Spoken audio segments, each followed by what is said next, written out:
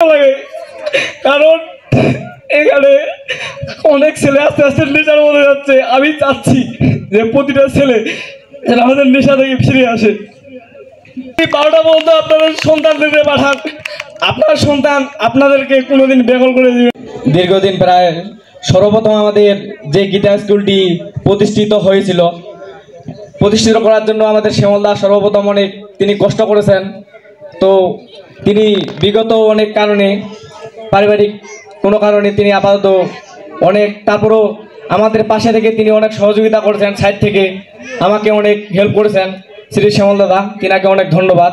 এবং আমি প্রায় 2021 সাল, আজকে প্রায় 2024 সাল চলতেছে। ধরতে গেলে আমাদের গীতা স্কুলের বয়স 4 বছর রানিং, 25 সাল পড়লে আমাদের 5 বছর পূর্ণ হবে।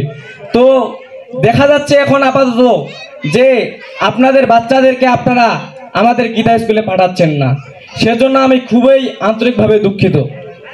সেজন্য আমি আসলে খুবই আন্তরিকভাবে দুঃখিত।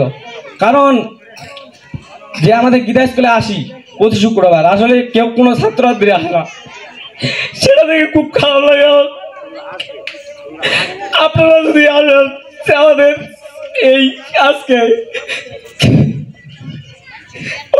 আমাকে কষ্ট লাগে, কারণ এখানে অনেক ছেলে আস্তে আস্তে নেশার মধ্যে যাচ্ছে। আমি চাচ্ছি যে প্রতিটা ছেলে যেন আমাদের নেশা থেকে ফিরে আসে।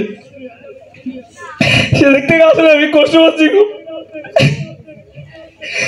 যেন আপনারা প্রতিটা বাচ্চাকে আপনারা আমাদের গীতা স্কুলে পাঠান প্রতি শুক্রবার, বেশি না, সকাল 9টা থেকে যদি 12টা পর্যন্ত আপনাদের সন্তানদেরকে পাঠান, আপনার সন্তান আপনাদেরকে কোনোদিন বেকল করে দিবে না।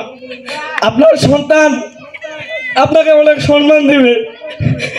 আমি আর বেশি কিছু বলতে চাই না, এই বলে আমার বক্তব্য শেষ করতে। সকলকে নমস্কার। অসংখ্য ধন্যবাদ শ্রী কৌশল দেব শর্মা। আসলে অনেক আবেগ আপ্লুত হয়ে পড়ে।